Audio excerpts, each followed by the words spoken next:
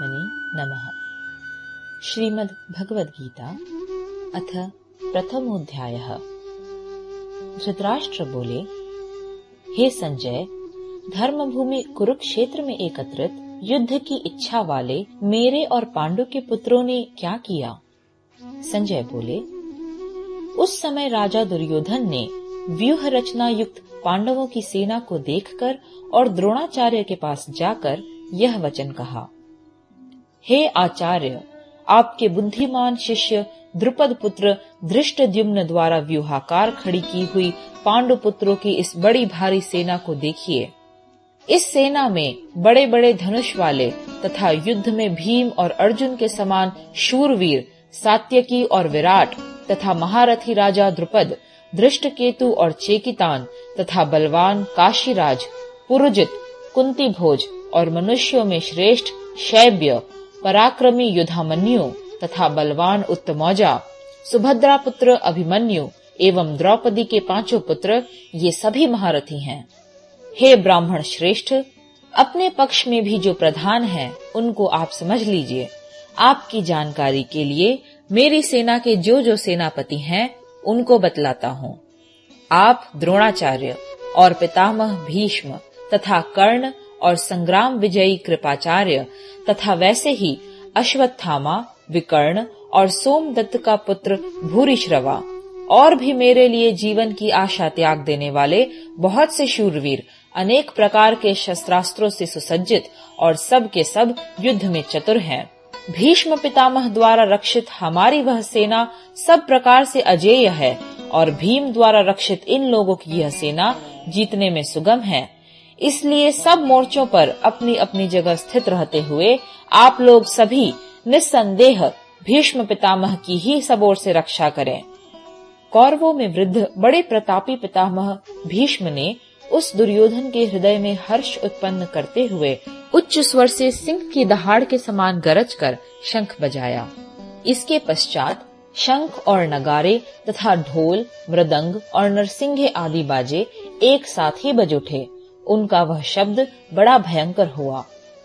इसके अनंतर सफेद घोड़ों से युक्त उत्तम रथ में बैठे हुए श्री कृष्ण महाराज और अर्जुन ने भी अलौकिक शंख बजाए। श्री कृष्ण महाराज ने पांचजन्य नामक, अर्जुन ने देवदत्त नामक और भयानक कर्म वाले भीमसेन ने पौंड्र नामक महाशंख बजाया। कुंती पुत्र राजा युधिष्ठिर ने अनंत विजय नामक और नकुल तथा सहदेव ने सुघोष और मणिपुष्पक नामक शंख बजाए। श्रेष्ठ धनुष वाले काशीराज और महारथी शिखंडी एवं धृष्टद्युम्न तथा राजा विराट और अजेय सात्यकी, राजा द्रुपद एवं द्रौपदी के पांचों पुत्र और बड़ी भुजा वाले सुभद्रा पुत्र अभिमन्यु, इन सभी ने, हे राजन, सब ओर से अलग अलग शंख बजाए और उस भयानक शब्द ने आकाश और पृथ्वी को भी गुंजाते हुए धार्त राष्ट्रों के अर्थात आपके पक्ष वालों के हृदय विदीर्ण कर दिए।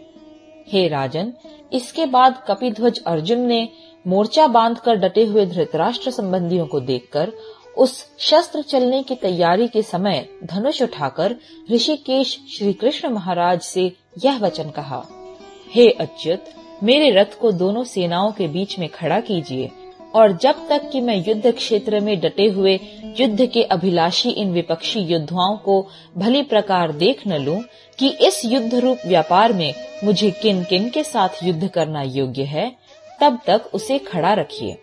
दुर्बुद्धि दुर्योधन का युद्ध में हित चाहने वाले जो जो ये राजा लोग इस सेना में आए हैं, इन युद्ध करने वालों को मैं देखूंगा।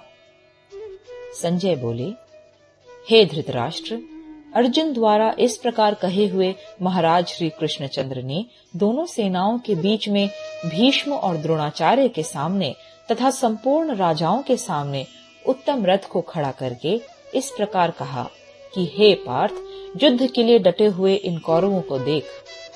इसके बाद प्रथापुत्र अर्जुन ने उन दोनों ही सेनाओं में स्थित ताऊ चाचों को, दादों परदादों को, गुरुओं को, मामाओं को, भाइयों को, पुत्रों को, पौत्रों को तथा मित्रों को, ससुरों को और सुहृदों को भी देखा और उन उपस्थित संपूर्ण बंधुओं को देखकर वे कुंती पुत्र अर्जुन अत्यंत करुणा से युक्त होकर शोक करते हुए यह वचन बोले।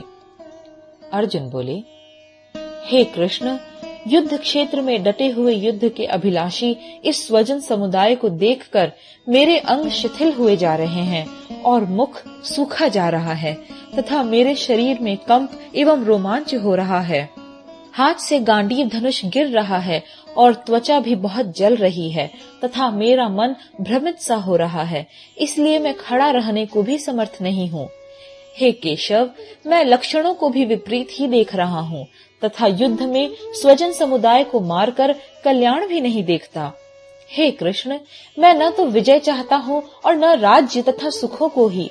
हे गोविंद, हमें ऐसे राज्य से क्या प्रयोजन है अथवा ऐसे भोगों से और जीवन से भी क्या लाभ है।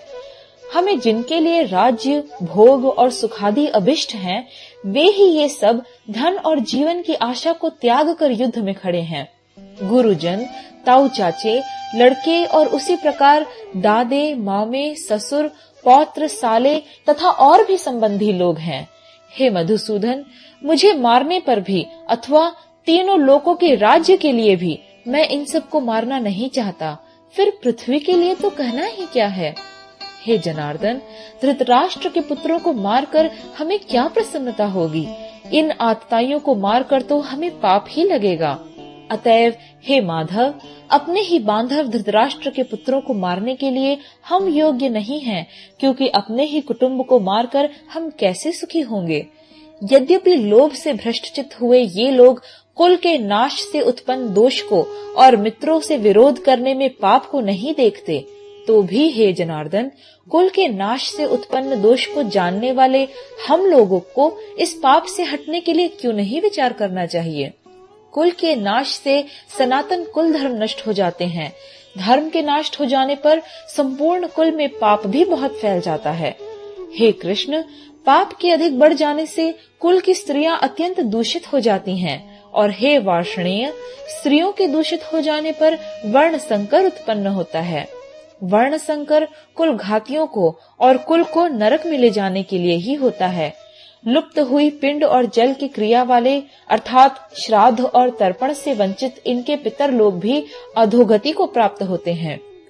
इन वर्ण संकर कारक दोषों से कुल घातियों के सनातन कुल धर्म और जाति धर्म नष्ट हो जाते हैं। हे जनार्दन, जिनका कुल धर्म नष्ट हो गया है, ऐसे मनुष्यों का अनिश्चित काल तक नरक में वास होता है, ऐसा हम सुनते आए हैं।